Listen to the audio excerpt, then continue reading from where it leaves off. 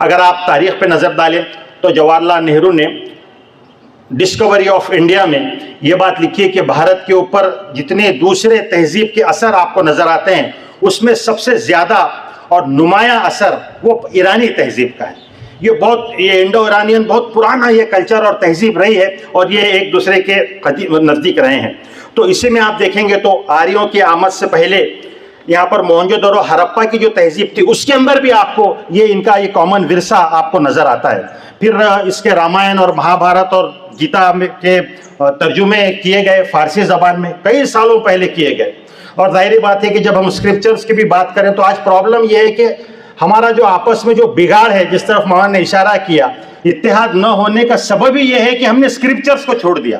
उसकी हम तिलावत तो करते हैं, उसको पढ़ते तो हैं, लेकिन असल अमली ज़िंदगी में उससे रहनुमाई हासिल नहीं करते। यही प्रॉब्लम गीता के साथ हुआ, यही प्रॉब्लम वेदों के साथ हुआ। वेद कहता है नात्यस्य प्रतिमा अस्ति, उसकी कोई प्रतिमा नहीं, लेकिन हमने उसकी प्रतिमा बना डाली। वो वेद कहता है कि स्वर्ग है और नर्क है और स्वर्ग में शहद की बह रही है, नहरें बह रही हैं, हम कहते हैं पुनर्जन्म है। ये ऐसे कई कॉन्सेप्ट्स हैं जो आकर के चेंज हो गए। ऐसे ही हमारे पास है, हम कहते हैं वैदते बनी आदम, लेकिन आकर देखें तो कहीं फिरकाबंदी है, कहीं और कहीं जाते हैं। तो असल चीज़ ये है कि इसका एक मकसद ये भी है लिटरेचर के हवाले से कि हम मुत्तहिद हों, एक दूसरे को समझें, जो हमारी तहजीब में आपको ये चीज़ें मिलती है। फिर एक और चीज़ आप देखें तो ईरानी तहजीब के जो असरात भारत पर मुरतब हुए उसमें ख़ास करके भारत में मुसलमानों की आमद और उसमें जो रोल रहा है उसमें आप जानते हैं कि महमूद गजनवी, गौरी सल्तनत, खिलजी सल्तनत, तुगलक सल्तनत, लोधी हुकूमतें, ये सब इन सब की ऑफिशियल लैंग्वेज फारसी रही है।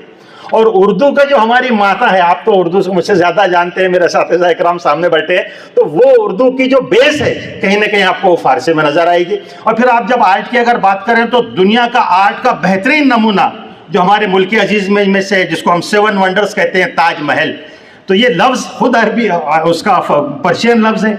और वहाँ पर आपने देखा होगा कि कैलीग्राफी आपने विजिट किया है? कौन कौन लोग हैं जिन्होंने विजिट नहीं किया अभी तक ताजमहल को? नहीं किया, अभी बहुत सारे लोग हैं, तो देखिए उसको ज़रूर जाकर।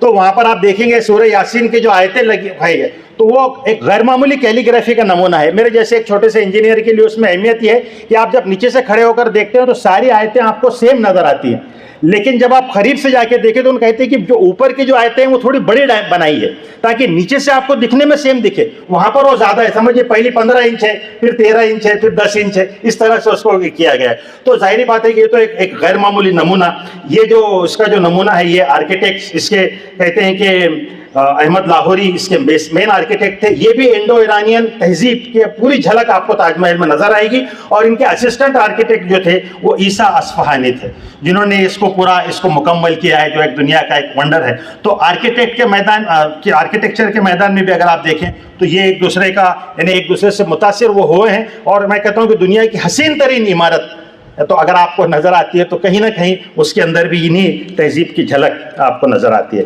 फिर आप आइए कि हमारे भारत के अंदर जो हमारी जो ज़बान है, खुद खास करके हमारी कोर्ट की ज़बान, अब इसके ऊपर भी बहस हो रही है कि साहब ये निकालिए लफ्ज़ कोर्ट में से, अदालत, वकील और ये जिरा और गवाह, ये सारे लफ्ज़ ऐसे के ऐसे ही हैं। ये सारा कानून का जो ये गैर मामूली विरसा है ये आपका दिया हुआ है। तो मैं कुछ मराठी के अल्फाज आपके सामने रख देता हूँ। जैसे आप वैसे अगर आप देखें तो खुद शिवाजी महाराज का आप ड्रेसिंग देखिए। मैं तो हमेशा कहता हूँ तुम्ही शिवाजी महाराजांचं त्यांना पहा, त्यांचा पोशाख पहा, त्यांचा लिबास पहा, त्यांचा अंदाज पहा, तुम्हाला वाटेल कुठंतरी बाहेरून आलं पर्शियन माणूस आहे की काय, आजच्या ज़मान्यामध्ये असतं। तर आज भी वैसी के वैसी लिबास है, उनकी पेंटिंग जो बनाई थी उसमें से देखिए आप उसको। तो उसके साथ आप देखें तो कई जो मराठी ज़बान के अंदर जो असरात हुए, सरकारी, सरकार, ये सब फारसी के अल्फाज हैं जो मराठी में आ गए हमारे पास। दरबार, जबान, फौज, अदालत, ज़मीन, पेशवा, बुरुज, तारीख, पहराव, सावकार, कारंजा, किल्ली, ये किल्ली तो मैं अफसोस मैं सुन के बहुत ताज्जुब हुआ मुझे कि ये फारसी का लफ्ज़, संदूक, सौदागर, कामगार, गुनहगार, कलम, अबकारी, ये ऐसे कई अल्फाज हैं जो आपको आज भी हम बोल रहे हैं।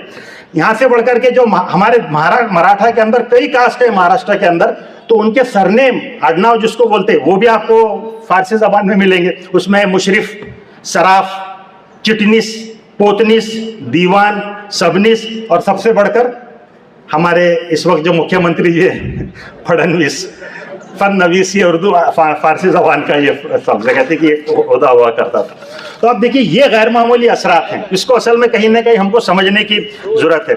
ईरानी लिटरेचर में अगर आप देखेंगे तो हाफिज़ शिराजी और शेख सादी और गैर मामूली उनका जो कंट्रीब्यूशन है।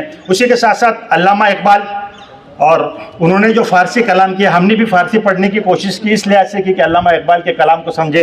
इन्हें खुद ईरान के अंदर उनको बहुत अप्रिशिएट किया जाता है ना। उन्होंने कहते हैं कि पेशन गोई की ईरानी इनकलाब की, उसमें वो कहते हैं कि मन रसद मदे के जंजीर गुलामान बशकत दीदाम अजदुजन दीवार जिंदा ने शमा।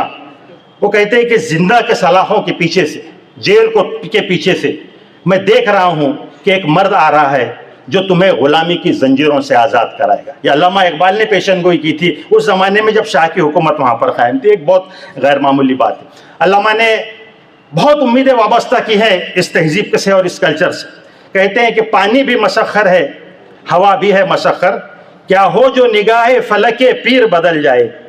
देखा है मलूकियत अफरंग ने जो ख्वाब, मुमकिन है उस ख्वाब की ताबीर बदल जाए। पूरा वेस्टर्न इंपीरियलिस्ट जो हमला है, हो सकता है ये बदल जाए। उस वक्त जिनेवा बहुत नंबर पर था, तो अल्लामा ने उस लिहाज से बात कही, मुमकिन है उस ख्वाब के तेहरान हो अगर आलम मशरिक का जिनेवा, तेहरान हो अगर आलम मशरिक का जिनेवा, शायद कुर्रे अर्ज़ की तकदीर बदल जाए।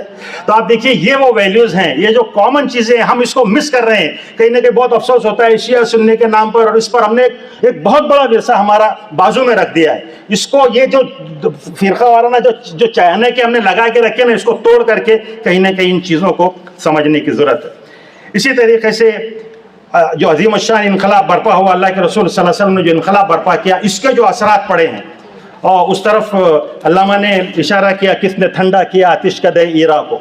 तो ये ईरान का जो आतिश परस्ती थी उसको एक तौहीद के रंग में रंग दिया। और ये जो एक इनकलाब था जिसमें ख्यालात बदले, नज़रियात बदले, फिक्र बदली, सोच बदली, सारी दुनिया के अंदर वो इनकलाब जब से शुरू हुआ और आज तक के जारी है। आज भी दुनिया के फास्टेस्ट ग्रोइंग रिलीजन इस्लाम है, और 200 करोड़ लोग इस बात की गवाही दे रहे हैं, उस तौहीद की गवाही दे रहे हैं जो इस्लामी तहजीब की असल बुनियाद और किरदार है, जो जिसके अंदर जो है तो आप पाएंगे कि तौहीद है, रिसालत है, मसावत का मैंने जिक्र किया, अदल है, एहसान है, गैर मामूली वैल्यूज़ दुनिया को दिए।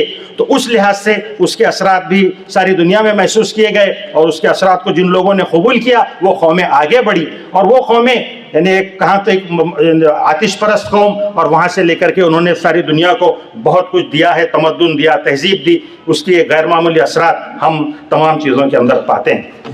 तो अपनी बात को इसी पर मैं ख़त्म करता हूँ कि ये जो एक गैर मामूली एक विरसा, एक दूसरे को समझना, आर्ट और कल्चर के हवाले से एक दूसरे के करीब आना, एक ऐसा मौका आपको यहाँ पर प्रोवाइड किया जा रहा है। और ज़ाहिर है कि इसके ज़रिए से, इस कॉन्फ्रेंस के ज़रिए से हम इसको मुबारकबाद भी पेश करते हैं इसके मुनक़िद करने वालों को, और उम्मीद करते हैं कि एक नया एक तारीख़ी पहलू, एक है ना, ये एक तारीख़ी संगमेल ये कॉन्फ्रेंस साबित होगी। और इसके ज़रिए से बहुत अच्छे हमारे जो डेलीगेट्स यहाँ पर आए हुए हैं उनकी चीज़ें कॉन्फ्रेंस के लोगों तक भी पहुंचेंगे। लेकिन सर से मैं दरख्वास्त करता हूं कि हमारे जैसे आम लोगों तक भी उसको पहुंचने के लिए कुछ ना कुछ आप इस तरह से इंतज़ाम कीजिए कि जो अहम मिसालात जो पेश हो रहे हैं वो आवाम तक भी पहुंचे। और ये उम्मीद करते हैं कि ज़ाहिर है कि हमारा एक कल्चरल हाउस ईरान के साथ एक ताल्लुक़ पहले से है और बहुत सारे प्रोग्राम हम ले रहे हैं। ये एक फील्ड से आगे बढ़कर हम एक्सेप्ट करते हैं अली रज़ा से कि ये और दूसरे फील्ड्स में भी जाएगा। We will extend this cooperation in different fields, we hope. और मैं शुक्रिया अदा करता हूँ ज़िम्मेदारान का कि उन्होंने मुझे मौका दिया, बुलाया यहाँ पर और कुछ बातें आपके सामने अर्ज़ करने का मौका दिया।